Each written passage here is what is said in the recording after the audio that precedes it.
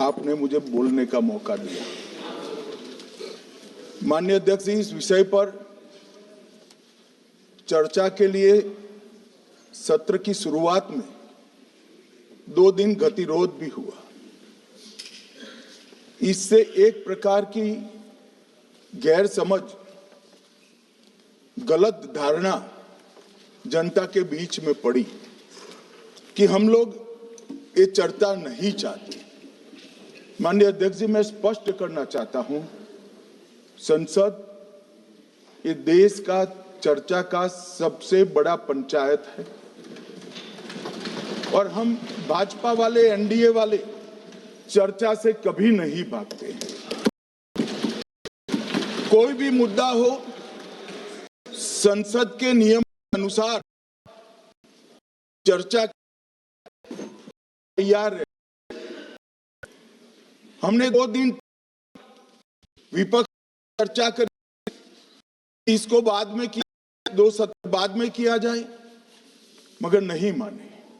हमने हाँ भर दी। मेरा दायित्व है मान्यवर कि हमने क्यों ना बोली थी। ना बोलने के 2 कारण थे। एक कारण था कि चर्चा गहन पुनः निरीक्षण के नाम पर वो मांगते थे, एसआईआर के नाम पर मांगते थे। मान्यवर, मेरा बहुत स्पष्ट मत है कि एसआईआर पर इस सदन पे चर्चा नहीं हो सकती, क्योंकि गहन पुनः निरीक्षण की जिम्मेदारी भारत के चुनाव आयोग की है। भारत का चुनाव आयोग और चुनाव आयुक्त ये सरकार के तहत काम नहीं करते। अगर जब चर्चा होती है और कुछ सवाल खड़े किए जाएंगे तो इसका जवाब कौन देगा? मान्यवर, जब उन्होंने कहा कि हम चुनाव सुधार पर चर्चा करने के लिए तैयार है, हम तुरंत मान गए और आज चुनाव सुधार पर ही चर्चा हुई। मान्यवर, लगभग 63 प्लीज मान्य दादा आप बीमार हो, मैं समझ रहा हूं, मगर बीमार ज्यादा हो तो घर पे रहा करो, यहां सदन का माहौल मत बिगाड़िए। मान्यवर,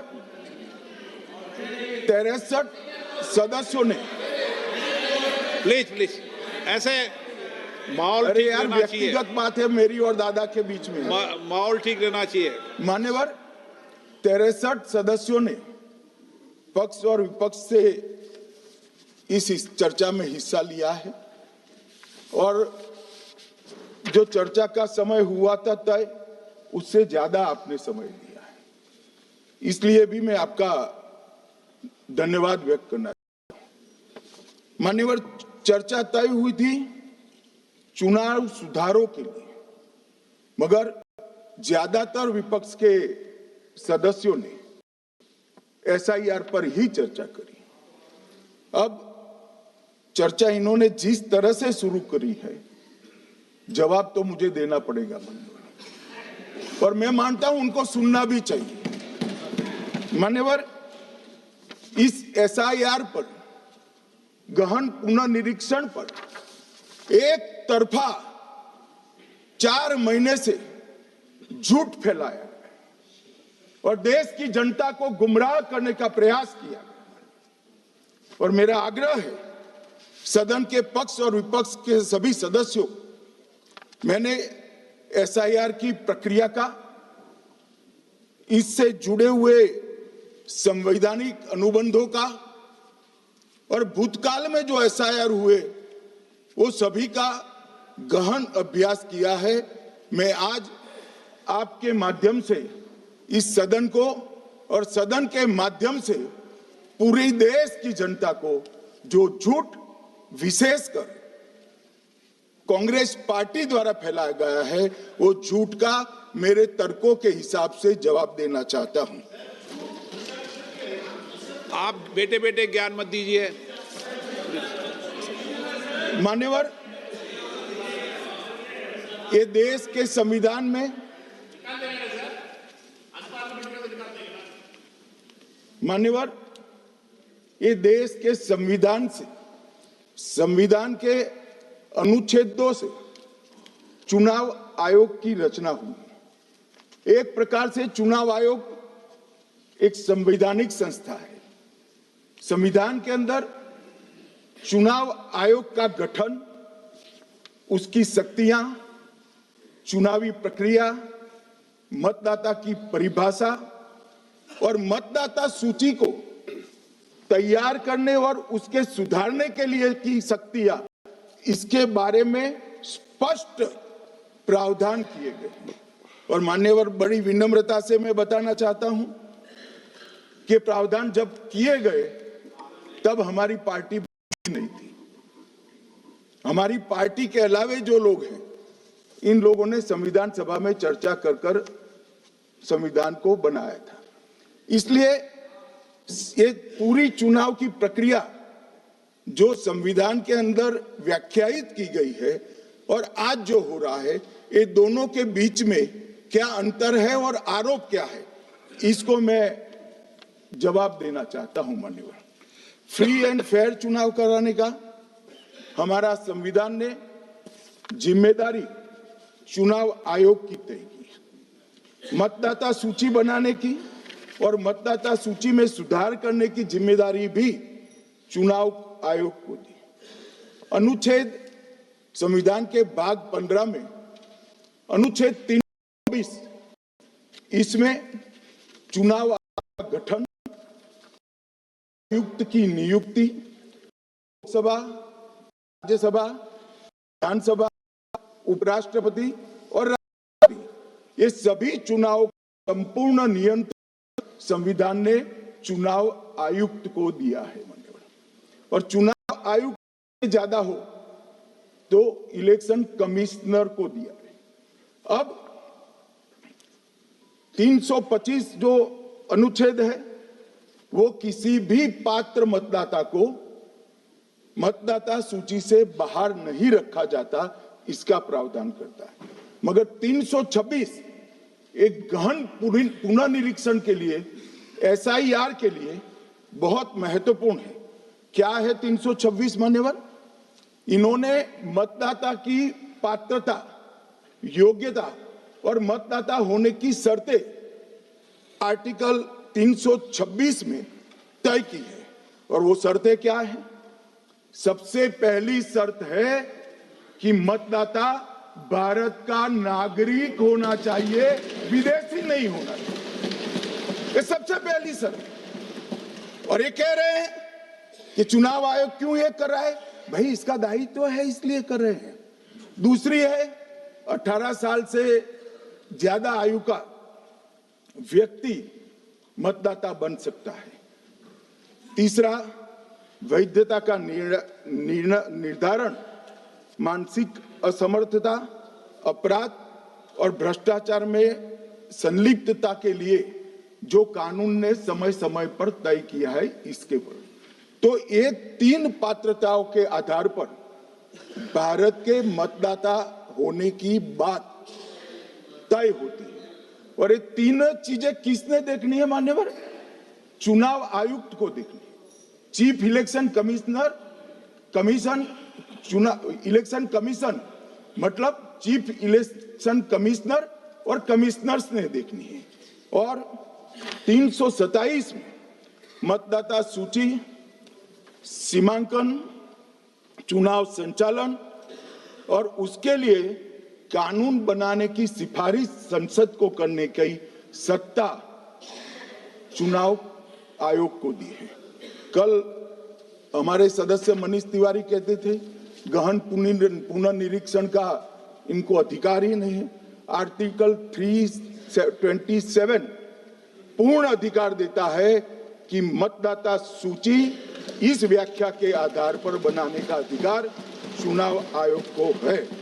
मान्यवर, अब एसआईआर पर ही सवाल उठा दिए। मान्यवर, इन्होंने कहा कि एसआईआर आज क्यों हो रहा है। मैं इनको थोड़ा इतिहास और मान्यवर, एक नई फैशन हो गई, इतिहास बताते हैं तो नाराज हो जाते हैं कि आप इतिहास मत बताइए। अरे भला, कोई भी प्रक्रिया, कोई भी देश, कोई भी समाज इतिहास को छोड़कर कैसे आगे बढ़ सकता है? इतिहास कोई भी समाज का महत्वपूर्ण अंग है। मान्यवर, हमारे लोकतांत्रिक इतिहास की शुरुआत 1952 से हुई, तो सबसे पहला गहन पुनर्निरीक्षण एसआईआर कब हुआ? 1952 में। एसआईआर की क्या जरूरत है वो कहते हैं, इसलिए मैं कहता हूं। तो उस वक्त प्रधानमंत्री कौन थे? जवाहरलाल नेहरू। किस पार्टी से थे? कांग्रेस पार्टी से। दूसरा कब हुआ? 1957 में, फिर जवाहरलाल नेहरू प्रधानमंत्री थे, कांग्रेस पार्टी से थे। तीसरा हुआ 61 में, उसमें भी जवाहरलाल नेहरू प्रधानमंत्री थे और कांग्रेस पार्टी थे। 65-66 में भी हुआ, एक ही गहन पुनर्निरीक्षण 2 साल में हुआ।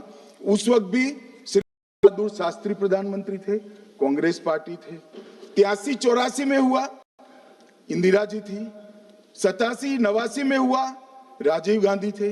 92-93-95 में हुआ, नरसिम्हा राव थे। 2002 और 3 में हुआ, तब श्री अटल बिहारी वाजपेयी थे। मान्यवर, 2004 में गहन पुनर्निरीक्षण समाप्त हुआ, तब डॉक्टर मनमोहन सिंह जी प्रधानमंत्री थे। तो 2, 3, 4 का एक गहन पुनर्निरीक्षण हुआ, एसआईआर हुआ।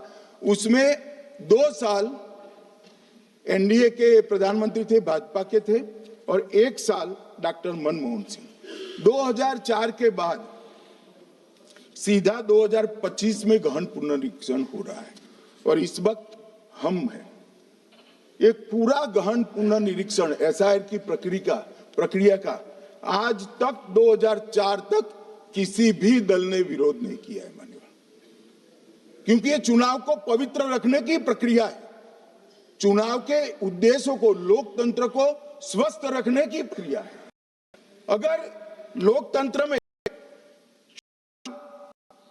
जिसके आधार पर तो मतदाता प्रदूषित, तो चुनाव साफ हो सकते हैं। समय समय पर मतदाता सूची का गहन पुनर्निरीक्षण जरूरी है, इसलिए चुनाव आयोग ने फैसला किया कि 2025 में इसको किया जाएगा। मान्यवर, एक बीच में एक घटना में जरूर कहना चाहूंगा। 2010 में एक चुनाव आयुक्त महोदय ने निर्णय किया कि रिटर्निंग ऑफिसर को मतदाता सूची में से नाम काटने का अधिकार नहीं है, और उसके बाद से किसी की मृत्यु हुई तो भी नाम नहीं कटते थे, कोई एक क्षेत्र से दूसरे क्षेत्र में गया तो भी नाम नहीं कटते थे। एक व्यक्ति का ट्रांसफर हो गया तो कोयम्बटूर से वो शिमले चला गया, भारत सरकार का कर्मचारी है, तो उसका नाम कोयम्बटूर में भी रहता था, शिमला में रहता था, क्योंकि 2010 में, मैं बताता हूं, मैं बख्सूंगा नहीं, आप चिंता मत करो, क्योंकि 2010 में एक व्यवस्था हुई कि किसी का नाम नहीं काट सकते, और उस वक्त भी कांग्रेस पार्टी की सरकार थी।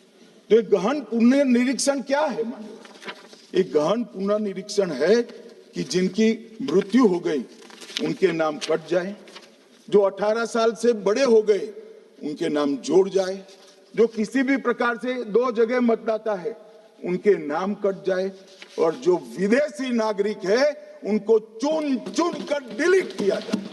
ये गहन पुनर्निरीक्षण। और मैं आज इस मंच से, आपके माध्यम से इस सदन को और देश की जनता को कहना चाहता हूं, क्या कोई भी देश का लोकतंत्र सुरक्षित रह सकता है जब देश का प्रधानमंत्री और राज्य का मुख्यमंत्री कौन हो वो घुसपैठ ये तय करेंगे? मान्यवर, नहीं रह सकते। एक मतदाता का एक से ज्यादा जगह पर वोट होना चाहिए। मान्यवर, एक से ज्यादा जगह पर वोट होना चाहिए। जो लोगों का मृत्यु हो चुका है, मान्यवर, जिन लोगों का मृत्यु हो चुका है उनका वोट मतदाता सूची में होना चाहिए। मान्यवर, ये एसआईआर और कुछ नहीं है, मतदाता सूची का शुद्धिकरण है। मैं मानता हूं इससे कुछ दलों के राजनीतिक स्वार्थ आहत होते हैं। मुझे उन दलों के प्रति एक प्रकार से अनुकंपा भी है, क्योंकि देश के मतदाता तो वोट देते नहीं है, ये थोड़े विदेशी दे देते थे, वो भी चले जाएंगे। मगर मान्यवर, क्या हमने भारत के नाते निर्णय करना पड़ेगा कि इस देश की संसद को चुनने के लिए, राज्य की विधानसभा को चुनने के लिए विदेशी को वोट देने या नहीं? मेरा मत, मेरा विनम्र मत है कि ये देना चाहिए।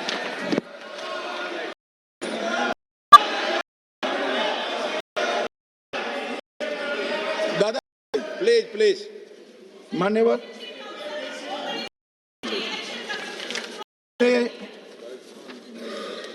इसमें कानूनी स्थिति का प्रश्न नहीं है। अभी सांसद महोदया बोल कि इलेक्शन कमीशन का अधिकार नहीं है। लाल बाबू हुसैन 1995 में एक वाद हुआ मान्यवर, भारत की सर्वोच्च अदालत तक वो वाद पहुंचा। लाल बाबू हुसैन बनाम मतदाता रजिस्ट्रेशन ऑफिसर 1995 में इसका जजमेंट आया और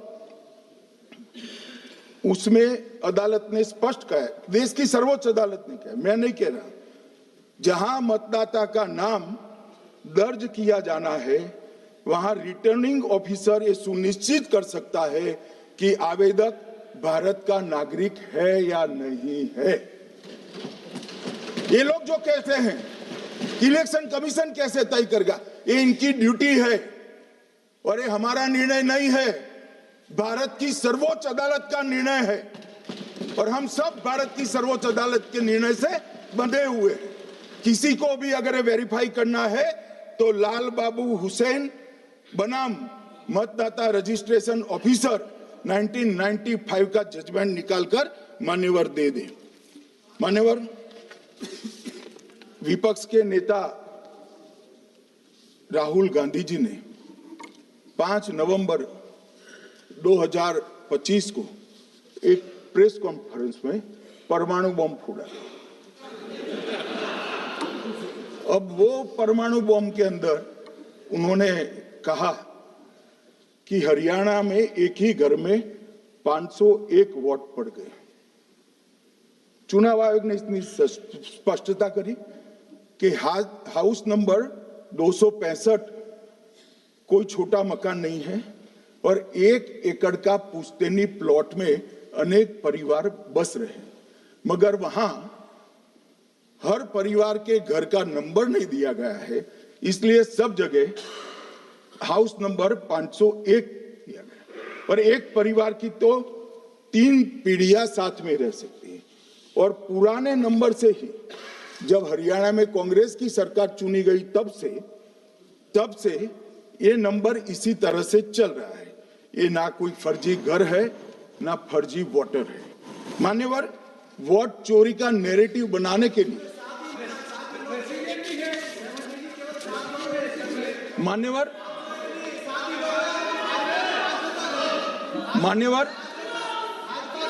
बिहार में भी मेरा भाषण पूरा हो जाने दो। नहीं, आप अभी पूरा भाषण नहीं, कई बार नाम आएगा।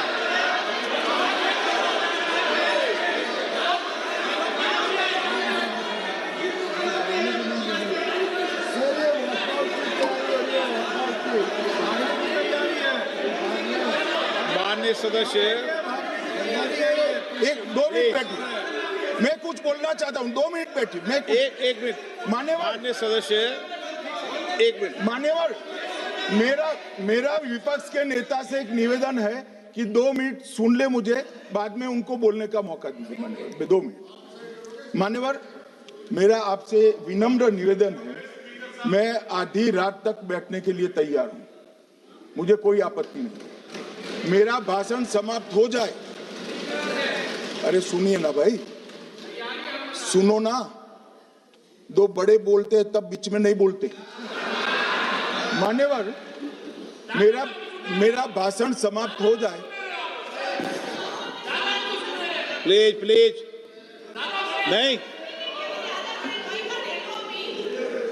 मान्यवर, मेरा भाषण समाप्त हो जाए बाद में, इसमें जितने भी मुद्दे विपक्ष के नेता खड़े करेंगे मैं मेरी मर्यादा में इसका जरूर जवाब दूंगा, मुझे कोई आपत्ति नहीं है। मेरा विनंती इसलिए है माननीय,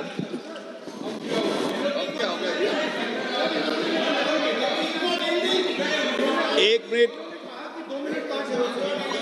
तो उनको पूरी बात करने दें। हाँ हाँ, मान्यवर, मेरा विनंती भी मान्यवर, नो प्लीज डिबेट नहीं करते बेटे। मान्यवर, मेरा विनंती इसलिए है कि शायद वो जो मुद्दा खड़ा करना चाहते हैं उसका जवाब मेरे आगे भाषण में आ जाएगा तो मुद्दा ही नहीं बचेगा, इसलिए मैं कह रहा हूं मुझे पूरा सुन लिया जाए।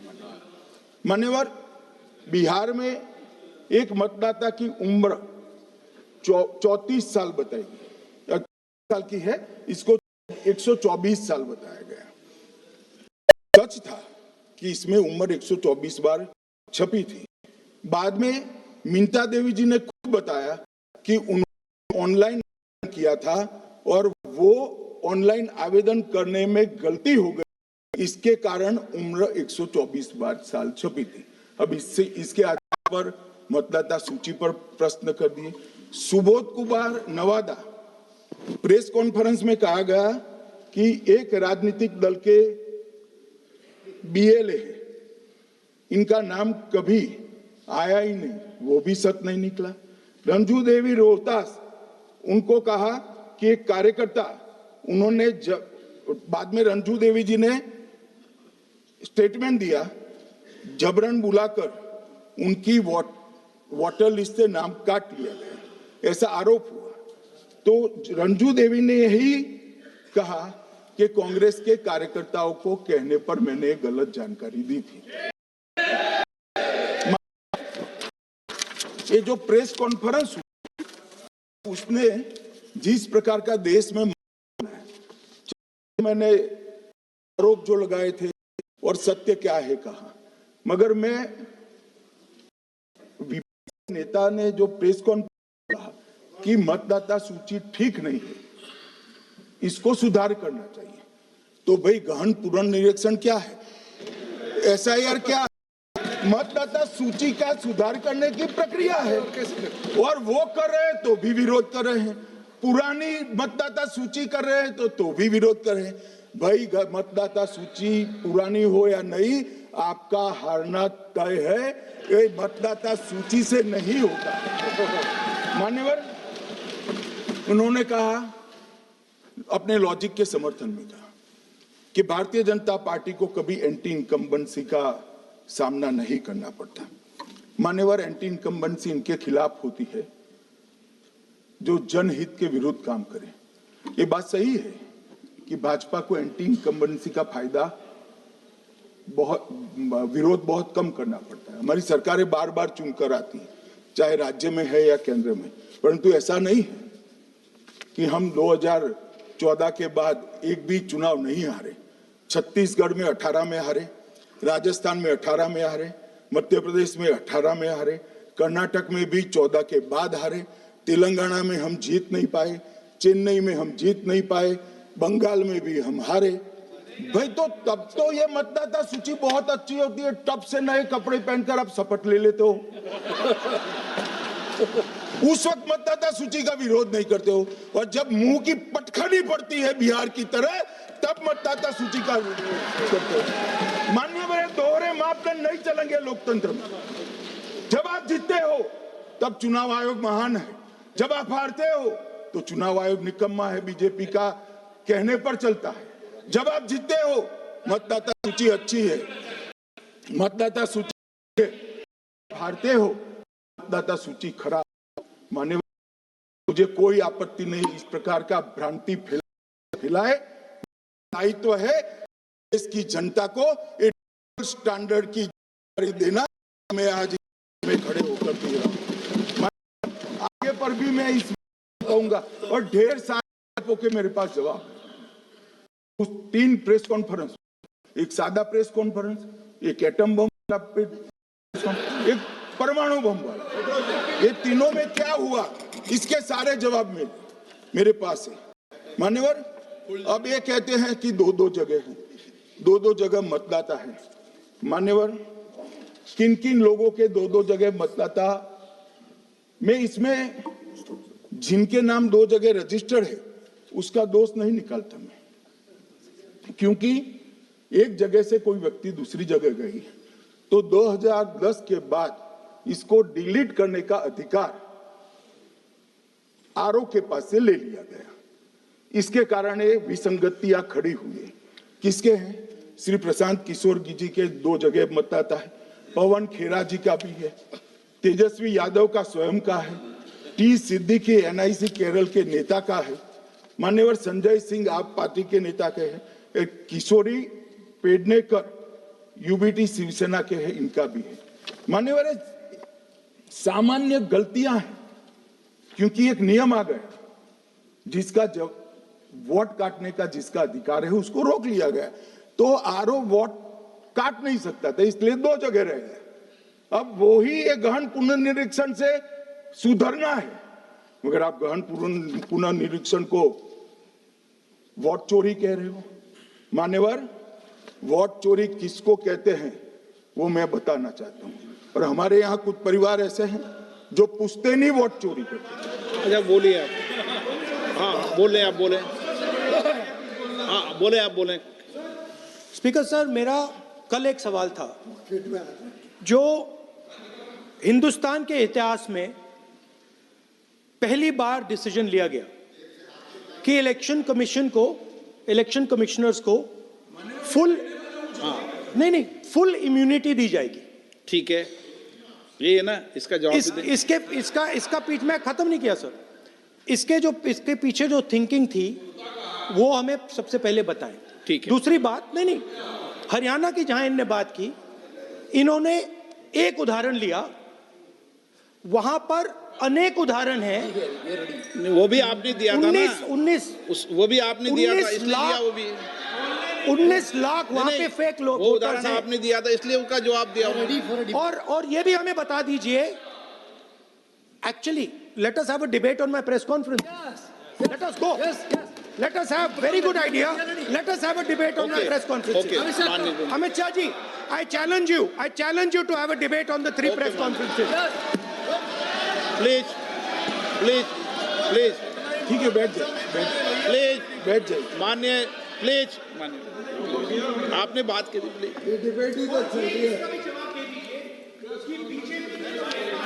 उत्तर प्रदेश में और हरियाणा में दोनों चुनाव में वोट कैसे दे रहे हैं, प्लीज ये भी जवाब दे दीजिए।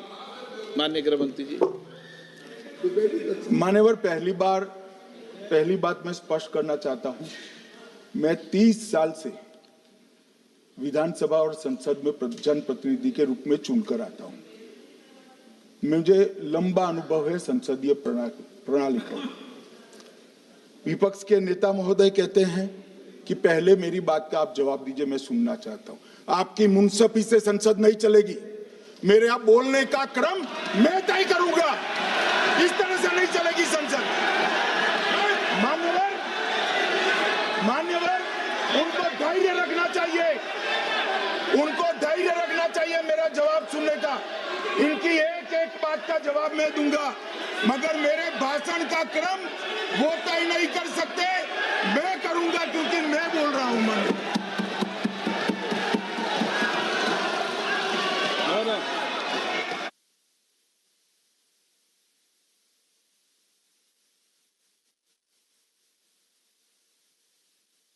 एक मिनट गृह मंत्री जी, एक मिनट गृह मंत्री, क्या गलत बोला उन्होंने यही बोला, आपने जो बात उठाई है मुझे कब बोलना है मैं तय करूंगा, यही बोला ना, उसमें क्यों उत्तेजित हो रहे हो आप? हाँ, आपके 2-2 मिनट में खड़े होने से थोड़ी जवाब देते रहेंगे। नो, माननीय गृह मंत्री, नहीं होगा। मैं आपको फिर मौका दूंगा, आपको हाँ बोलिए, बोलिए सर। ये बोलिए। आपने अगर अमित शाह जी का रिस्पांस देखा तो ये कंप्लीटली डिफेंसिव रिस्पांस है, ये घबराया हुआ रिस्पांस है, ये डरा हुआ रिस्पांस है। अब सुनिए पूरी बात, प्लीज माननीय, नो, सच्चा रिस्पांस नहीं है।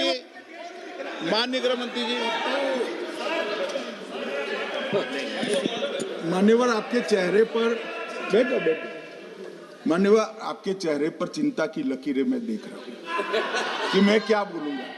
मैं उनके उकसावे में नहीं आऊंगा, मैं मेरे विषय पर बोलूंगा। मान्यवर मैंने इतना ही कहा कि मैं मेरे भाषण का क्रम मैं तय करूंगा।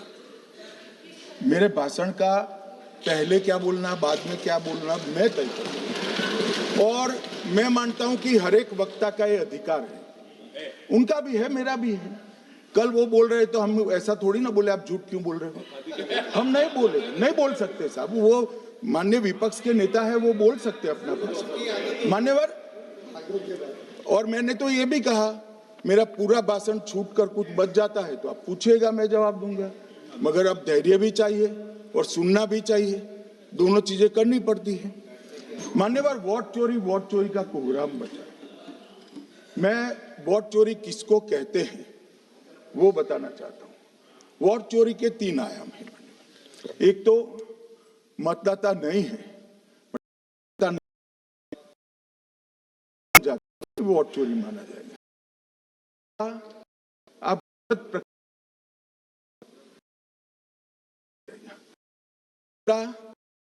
इसको डिफाई करते, मतलब वोट को ये विपरीत कर लेते हो तो वोट सुनो, जल्द हो मानी क्यों दे। मैं 3 वोट सबसे पहली आजादी के बाद करना तय कौन करना, तो उस वक्त के जितने प्रांत थे इसके कांग्रेस के उनके से तय होना था। 28 श्री सरदार पटेल मिले और 2 वोट जवाहरलाल नेहरू जी को।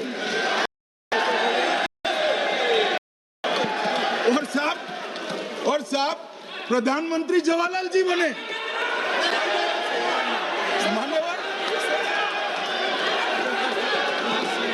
मान्यवर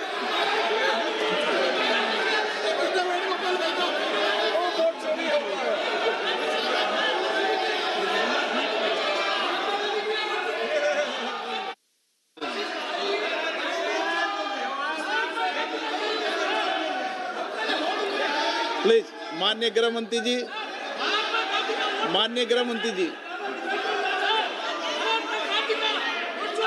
प्लीज।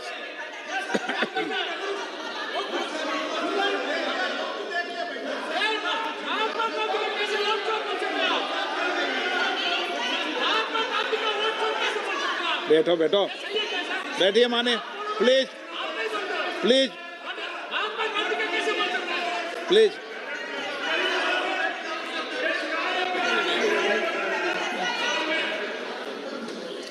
मान्यवर दूसरी, प्लीज बैठिए बैठिए माननीय सदस्य, प्लीज हर बार नहीं उठते, बैठिए। मान्यवर दूसरे प्रकार की और तरीके से चुनाव जीते। वोट चोरी भी साल में एक श्रीमती इंदिरा गांधी रायबरेली से चुनाव। इलाहाबाद हाईकोर्ट में श्री राजनारायण पहुंचे कि चुनाव नियमों के अनुसार नहीं हुआ। इलाहाबाद हाईकोर्ट ने ये तय कर दिया कि श्रीमती गांधी ने उचित तरीके से चुनाव नहीं जीता है, हम इसको रद्द कर दें। मान्यवर ये भी वोट चोरी थी, बहुत बड़ी वोट चोरी थी। और उसके बाद में क्या हुआ, उसके बाद में वो वोट चोरी को ढकने के लिए संसद में कानून लाया कि प्रधानमंत्री के खिलाफ कोई केस ही नहीं हो सकता। मैं विपक्ष के नेता को कहना चाहता हूं, इम्यूनिटी की बात आप चुनाव आयोग की पूछ रहे हैं, इसका तो मैं जवाब दूंगा, इम्यूनिटी का। मगर ये इम्यूनिटी श्रीमती गांधी के लिए कहना है, ले ली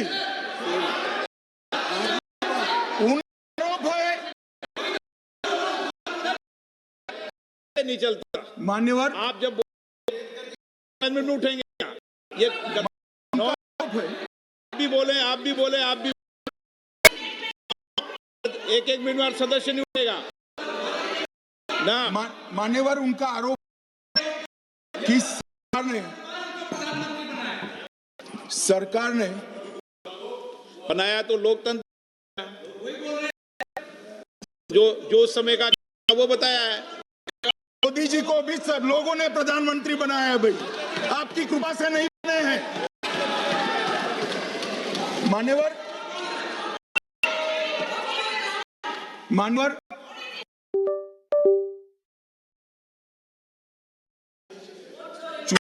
तो को इम्यूनिटी, मैं एक इनका आरोप सत्य नहीं है, मैं इसकी बात बाद में करता हूं, परंतु हमने तो चलो मानो चुनाव आयोग को इम्यूनिटी दी, श्रीमती गांधी ने तो अपने आप को इम्यूनिटी दी थी। और फिर जब ये संवैधानिक सुधार के वायरस चैलेंज हुए तो वो केस जीतने के लिए 2, 3 और 4 नंबर के सर्वोच्च न्यायालय के जज को बाईपास कर चौथे नंबर के जज को चीफ जस्टिस बनाया और वहां केस भी जीत लिया।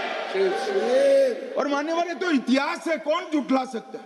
इनको कोई पढ़ाता नहीं है इतिहास, ये तो इतिहास है, सर्वोच्च अदालत और संसद के रिकॉर्ड में रखा हुआ इतिहास है। इसके खिलाफ लल्लन सिंह जैसे कितने लोग पूरा जीवन लड़े बिहार में, इमरजेंसी के खिलाफ जेल में गए, लाखों लोग गए।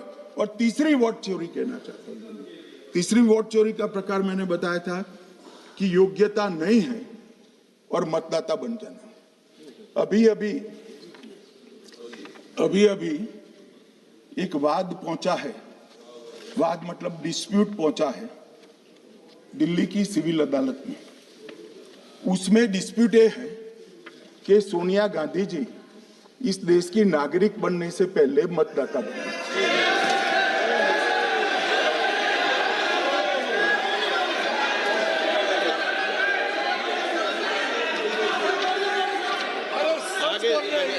आगे सुनो, बोल क्या रहे, पूरी बात तो सुनो।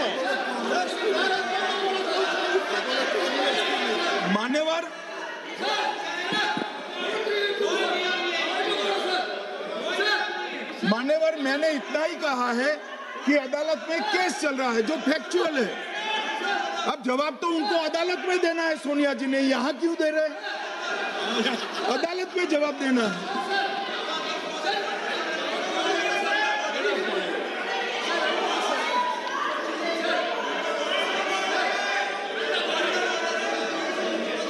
बीच के भाषण में पॉइंट ऑफ ऑर्डर नहीं होता। नहीं है सर, मुझे याद है जो माननीय सदस्य नहीं है, ये 352 ये रहा, 352 टेबल पे रहता है, मुझे वहां याद है 352। Home Minister is speaking about an issue which is pending in a court. Actually, what happens is, Roosevelt Court, some senior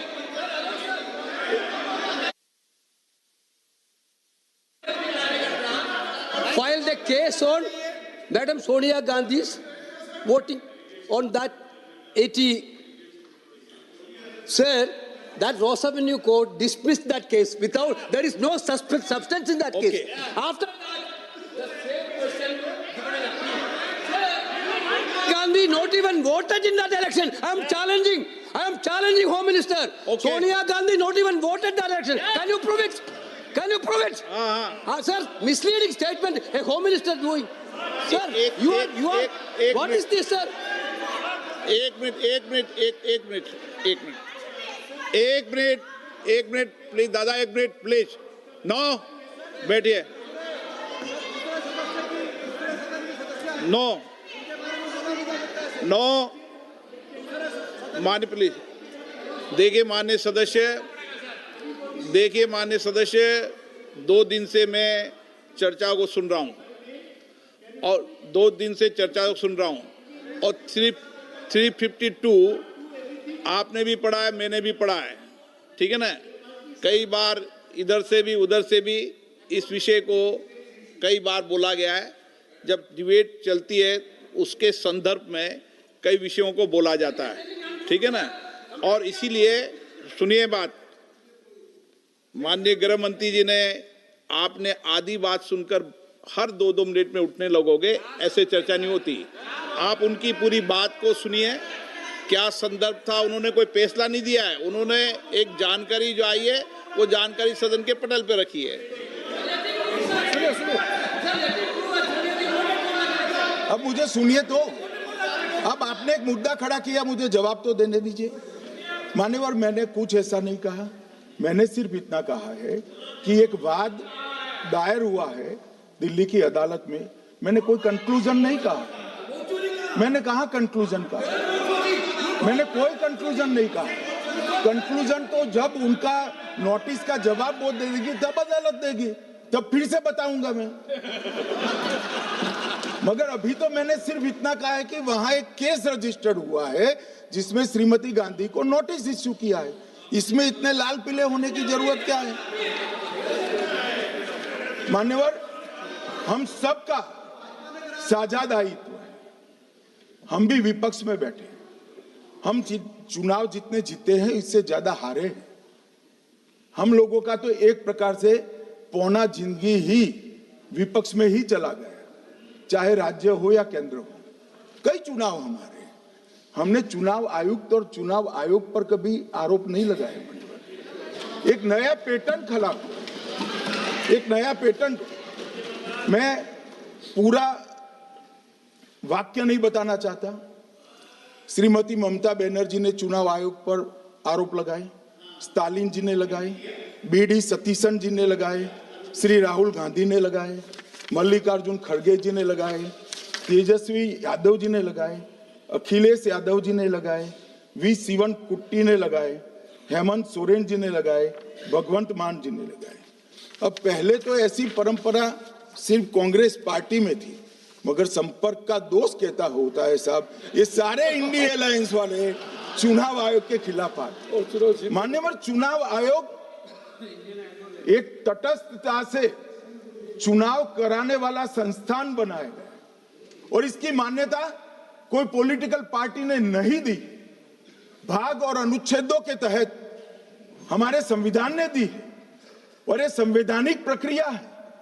इस संवैधानिक प्रक्रिया पर सवाल खड़े कर कर, अनर्गल आरोप कर कर आप पूरे चुनाव आयोग की एक प्रकार से पूरे दुनिया में इसकी छवि को धूमिल करने का काम कर रहे हैं। आपको लगता है कि आप सरकार की छवि धूमिल करें? ना जी, आप पूरी दुनिया में भारत के लोकतंत्र की छवि को धूमिल करें। मान्यवर, सरकार का तो इतना ही सवाल है, मान्यवर सरकार का तो इतना ही सवाल है कि भारत के मतदाता क्या सोचेंगे, मगर मतदाता का सोचने का सवाल नहीं है। मतदाता को तो मालूम है कि हमने तो वोट दिया है इसलिए चुनकर आए हैं, तो उसके मन में कोई डाउट नहीं है। ये वोट चोरी करते रहे, घुसपैठिया बचाओ यात्रा निकाली और बिहार में 2/3 बहुमत से हम जीते। मान्यवर, ये जो नई परंपरा शुरू हुई कि देश के अंदर चुनाव न जीते तो चुनाव आयोग को बदनाम करो, चुनाव प्रक्रिया को बदनाम करो, मतदाता सूची को बदनाम करो, ये हमारे लोकतंत्र का भला नहीं करेगी। यही आयुक्त के, यही सरकार के होते हुए आप कई चुनाव जीते, हम कुछ नहीं बोले, हम पार्टी में बैठकर मीमांसा की, मगर ये लोग चुनाव आयोग पर। प्लीज नो, आप बैठिए, आप ठीक है बैठिए। माननीय सदस्य प्लीज प्लीज। मान्यवर, मैं थोड़ी स्पष्टता के लिए आंकड़ा देना चाहता हूं। मई 14 में श्रीमान नरेंद्र मोदी इस देश के प्रधानमंत्री बने, तब से उनको आपत्ति है। तो एनडीए क्या क्या जीती? 3 लोकसभा चुनाव हम जीते, 41 राज्यों के विधानसभा चुनाव जीते, तो हम 44 विधानसभा टोटल चुनाव जीते हैं 2024 से 25 तक। मगर वो भी 30 चुनाव जीते हैं अलग अलग विधानसभा में, 30 जगह पे। अगर मतदाता सूची करेक्ट है तो क्यों शपथ लिया, क्यों चुनाव लड़ा? आप बताइए देश की जनता को। आप लोग यहाँ कैसे पहुंचे? श्री राहुल गांधी जहां से चुनकर आए थे, वो वायनाड की मतदाता सूची में भी मेरी पार्टी ने प्रेस कॉन्फ्रेंस कर इसी प्रकार की डिस्क्रिपेंसी को बताया है। इसका जवाब नहीं देते। हमने अमेठी का भी बताया है, इसका जवाब नहीं देते हैं। मान्यवर, ये चुनाव की मतदाता सूची में जो थोड़ी बहुत गलतियां हैं, उसको वो लोग मुद्दा बनाते हैं चुनाव हारने का। चुनाव हारने का कारण है नहीं, मैं अंत में बताऊंगा क्यों हारते हो चुनाव, मैं बताऊंगा मान्यवर अंत। परंतु फिर भी चलो मान ले कि मतदाता सूची ठीक नहीं है, तो गहन पुनर्निरीक्षण का मतलब ही ये है कि मतदाता सूची को सुधारने की प्रक्रिया। अब इसमें आपके बीएलए सहयोग नहीं करते हैं, आप उसका बहिष्कार का ऐलान करते हो, आपकी राज्य सरकारें जहां है वो मदद कम करती है, तो कैसे मतदाता सूची का शुद्धिकरण होगा? जो आपकी डिमांड है वो ही चुनाव आयोग कर रहा है। आपकी डिमांड है कि मतदाता सूची ठीक हो, वो चुनाव आयोग कर रहा है। मगर हुआ क्या है मान्यवर मालूम है? इनको अब अगर प्रेस में कोई पत्रकार उनको पसंद ना आए ऐसा सवाल पूछते हैं तो तुम बीजेपी के एजेंट हो ऐसा कहते हैं। मान्यवर, सवाल जो भी हो उसको लेना चाहिए। मान्यवर, पत्रकार कभी बीजेपी का एजेंट नहीं होता है, मगर आप अगर ऐसा मानते हो कि लोकतंत्र में आपको पसंद आए ऐसे ही सवाल पत्रकार पूछे तो ये नहीं हो सकता। इमरजेंसी नहीं है भाई, इमरजेंसी नहीं है। मान्यवर, एक प्रेस में कोई सवाल पूछता है तो कहते हैं बीजेपी के एजेंट हो, केस हारते हैं तो जज पर आरोप कर देते हैं, चुनाव हारते हैं तो ईवीएम पर आरोप करते हैं, ईवीएम की दलील अब गले नहीं उतरती तो वोट चोरी का मुद्दा लेकर आए, वोट चोरी का मुद्दा लेकर पूरा बिहार में यात्रा निकाली, फिर भी हार गए। अब हारने का कारण आपका नेतृत्व है, ये हारने का कारण ईवीएम और मतदाता सूची नहीं। और अगर ये मानते हैं मान्यवर, अगर ये मानते हैं कि इनको कोई पूछने वाला नहीं है, भगवान करे मैं गलत पड़ जाऊं, कांग्रेस के कार्यकर्ता इनका हिसाब मांगेंगे। एक दिन कांग्रेस के कार्यकर्ता इनका हिसाब मांगेंगे कि इतने चुनाव कैसे हार गए। मान्यवर, कोई जज आजादी के इतने साल में नहीं हुआ है मान्यवर कि कोई जज एक जजमेंट दे तो जज के खिलाफ इम्पीचमेंट लेकर आते हैं। बैंक को एड्रेस करने के लिए इम्पीचमेंट लेकर आते हैं मान्यवर। और ने तो साइन कर दिया, साथ ही साथ उद्धव जी ने भी साइन किया। उद्धव जी, जज क्या है? एक पहाड़ी पर मान्यता है कि हाँ सबसे ऊपर दिया जलाया जाए। मान्यवर, एक वोट बैंक को संभालने के लिए एक हाईकोर्ट के जज के सामने इम्पीचमेंट लेकर आए हैं। देश की जनता उनको मदद नहीं करे।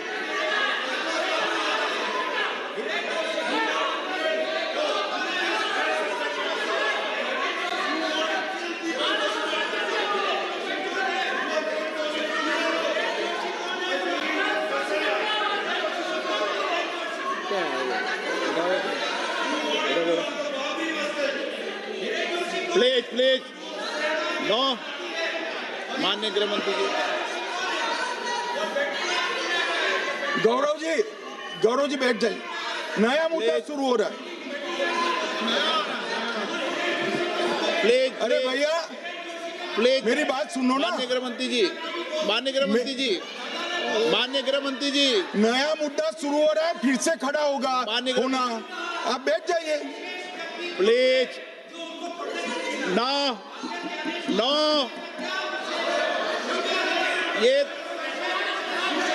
ये तरीका नो। मणिकम जी प्लीज बैठिए।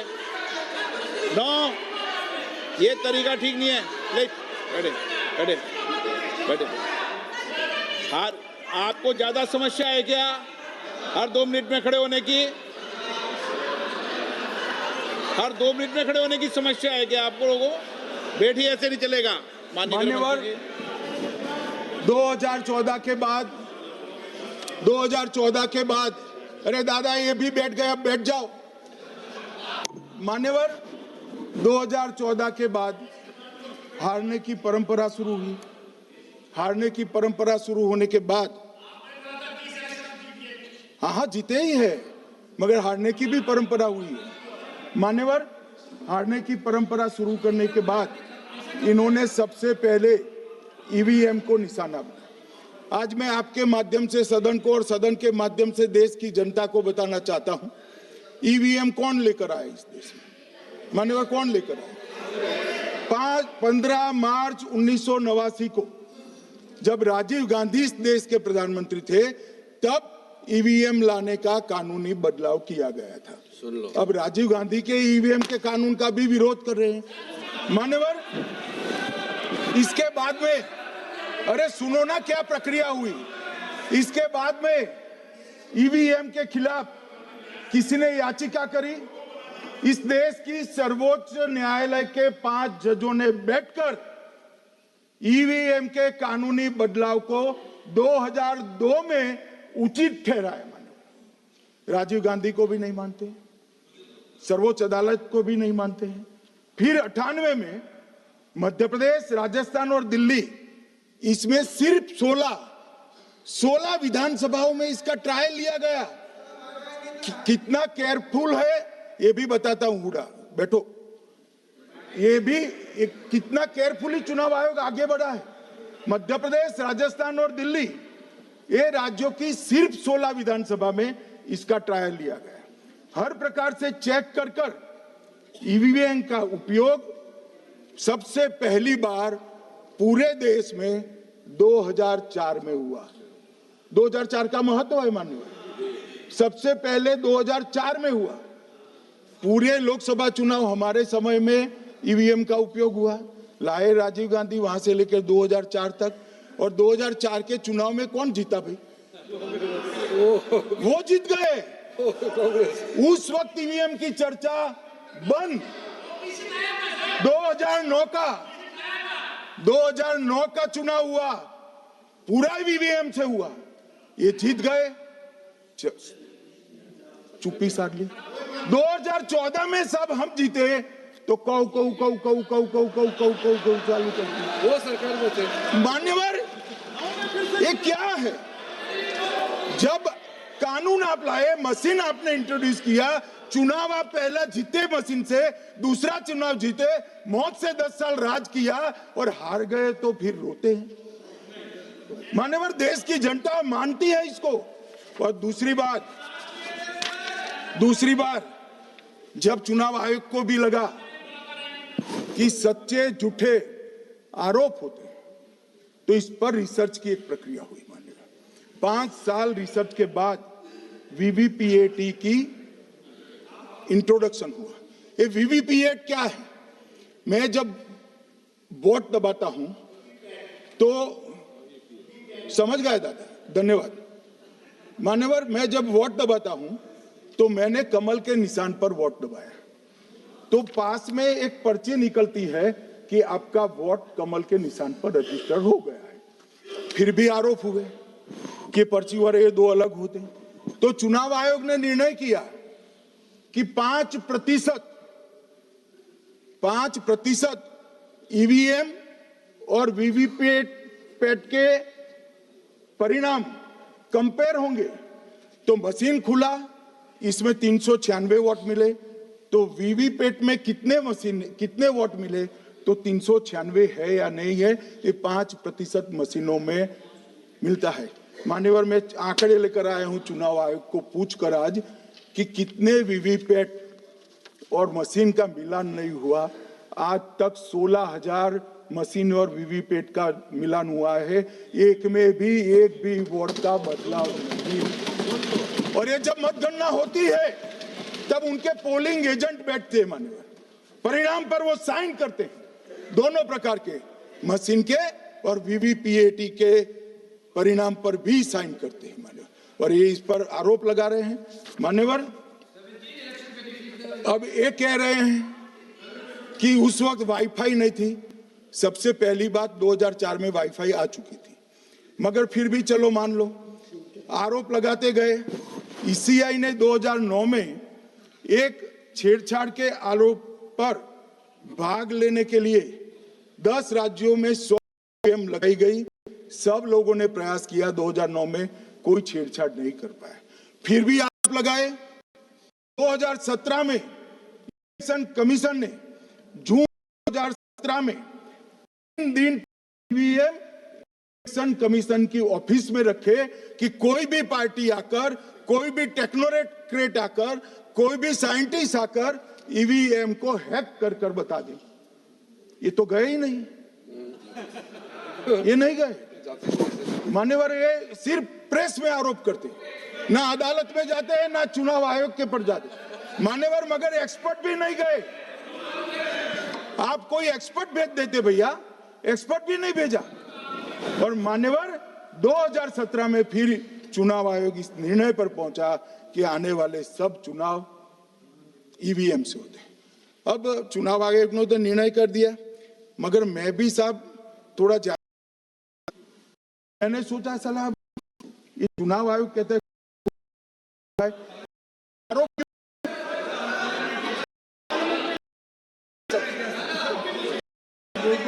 मान्यवर में कोई ऐसे हो तो काट दीजिए, काट दिया। राहुल